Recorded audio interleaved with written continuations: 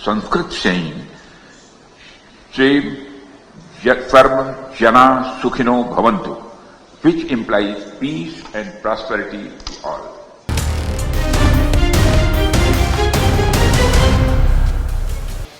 ओम सर्वे भवन्तु सुखिनः, सर्वे सन्तु निर्मया, सर्वे भद्राणि पश्यन्तु, मां कश्चित दुख भग भावेत। अर्थात सभी सुखी हों, सभी रोग मुक्त रहें, सभी का जीवन मंगलमय बने और कोई भी दुख का भागी ना बने। यह वाक्यांश न केवल एक प्रार्थना है बल्कि एक उच्च आदर्श भी दर्शाता है जो वसुधैव कुटुंबकम यानी पूरा विश्व एक परिवार है की भावना को दर्शाता है। एससीओ मीटिंग में हिस्सा लेने चीन पहुंचे भारत के रक्षा मंत्री ने दुनिया के सामने भारत के दर्शन शास्त्र से परिचित कराया। राजनाथ सिंह ने कहा कि भारत का यह विचार भारत की सोच की भावना पर आधारित है जिसमें सभी के लिए शांति और समृद्धि की कामना की जाती है। लेकिन इन अच्छी अच्छी बातों के बीच ऑपरेशन सिंदूर की चोट से अब तक कराह रहे, तड़प रहे पाकिस्तान के लिए राजनाथ सिंह के पास कड़वी खुराक भी थी जिसे उन्होंने फुल डोज के साथ दिया भी पाकिस्तान को, लेकिन इसका असर चीन को भी पूरा पूरा हुआ। नमस्कार, बहुत बहुत स्वागत आप सभी का सारी दुनिया नवभारत टाइम्स पर। आप देख रहे हैं, मैं रविंद्र सिंह आपके साथ। चीन पहुंचे रक्षा मंत्री राजनाथ सिंह ने पाकिस्तान को एक बार फिर उसकी औकात दिखा दी है। राजनाथ सिंह ने एससीओ यानी शंघाई सहयोग संगठन के रक्षा मंत्रियों की बैठक को संबोधित किया। पहलगाम हमले और ऑपरेशन सिंदूर का जिक्र कर राजनाथ सिंह ने पाकिस्तान को खूब सुनाया। चीन को भी पाक प्रेम पर इशारों इशारों में फटकार लगाई। इस बीच किंगदाओ में आयोजित एससीओ समिट में आतंकवाद पर चीन और पाकिस्तान कन्नी काट रहे थे, बचकर निकलना चाह रहे थे, मगर राजनाथ सिंह से वो बच नहीं पाए। राजनाथ सिंह ने उस दस्तावेज पर सिग्नेचर करने से इनकार कर दिया जो आतंकवाद पर भारत के रुख को कमजोर करता है। सूत्रों ने यह जानकारी दी है कि आखिर उस दस्तावेज में क्या कुछ था। इसकी पूरी डिटेल तो नहीं मिल पाई है, मगर सूत्र ये बता रहे हैं कि इसमें वो बातें थीं जो आतंकवाद पर भारत के रुख को कमजोर करता है। इस पत्र में पहलगाम अटैक का जिक्र नहीं था। यही वजह है कि राजनाथ सिंह ने ज्वाइंट स्टेटमेंट वाले दस्तावेज पर हस्ताक्षर करने से इनकार कर दिया। माना जा रहा है कि चीन और पाकिस्तान ने अपने इन्फ्लुएंस से, अपने प्रभाव से यह दस्तावेज तैयार करवाया। वैसे भी इस बार एससीओ समिट की मेजबानी चीन कर रहा है।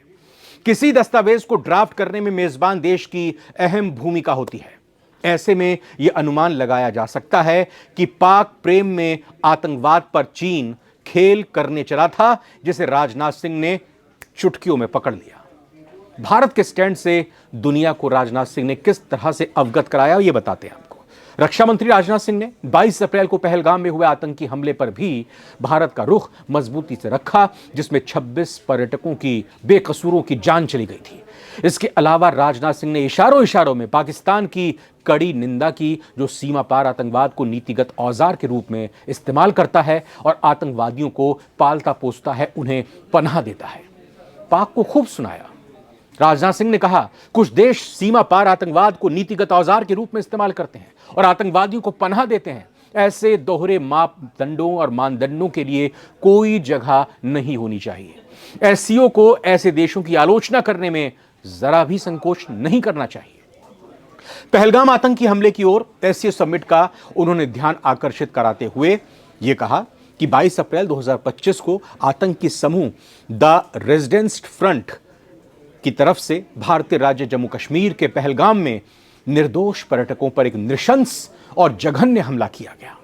उन्होंने कहा, एक नेपाली नागरिक समेत 26 निर्दोष इसमें मारे गए।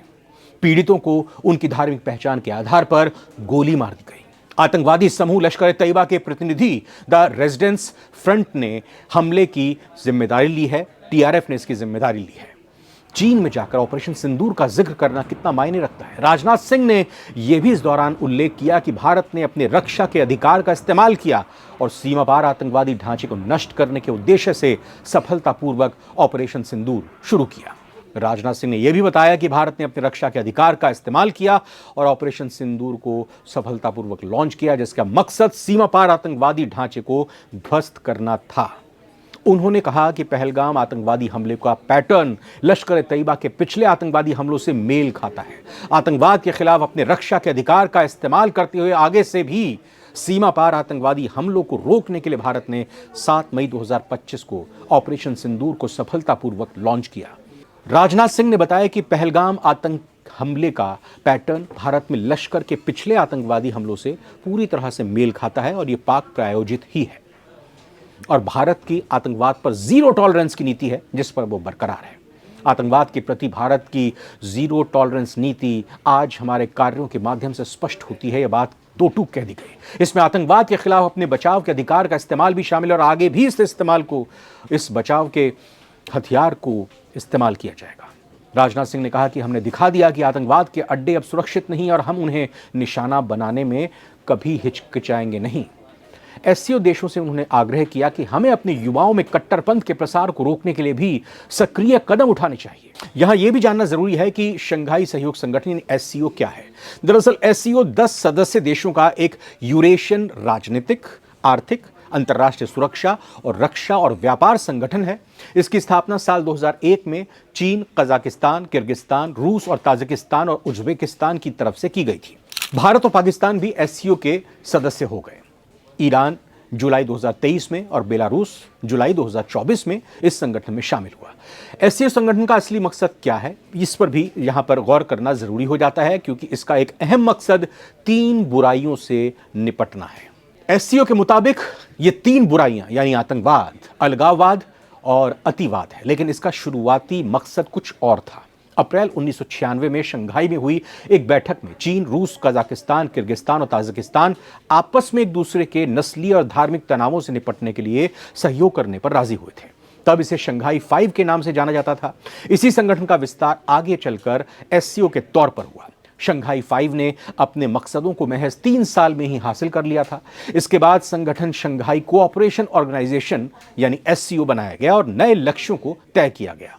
इसके बाद इस संगठन ने आतंकवाद से लड़ने को अपना लक्ष्य बनाया और इसमें काफी हद तक नाकाम रहा है, जो इस बार भारत के इस एससीओ मीटिंग में शामिल होने पर भी साफ जाहिर होता है, जहां पर राजनाथ सिंह ने दो टूक ये मना कर दिया कि अगर आतंकवाद के खात्मे के लिए संगठन बना है और इस पर आतंकवाद का जिक्र ही नहीं हो रहा है जो भारत के खिलाफ पाकिस्तान की तरफ से दशकों से चला जा रहा है, तो फिर इस तरह के मसौदे पर, इस तरह के दस्तावेज पर हस्ताक्षर करने का कोई मतलब नहीं हो जाता है।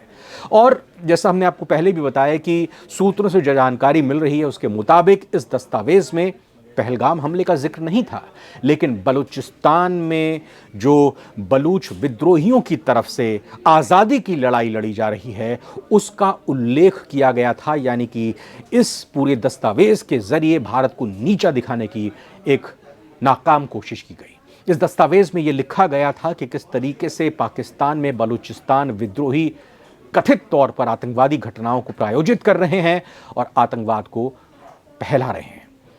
लेकिन राजनाथ सिंह ने अंतर्राष्ट्रीय मंच पर भारत की साख को और मजबूत किया, भारत की पूरी तरह से एक ये कहा जाए कि पक्ष को मजबूती से रखा और पाकिस्तान और चीन को ये बता दिया, ये जता दिया कि आज का भारत ये पहले वाला भारत नहीं है। आज का भारत नया भारत है और ये जानता है कि उसके नागरिकों की रक्षा कैसी करनी है, भारत के अधिकारों को कैसे बचाए रखना है।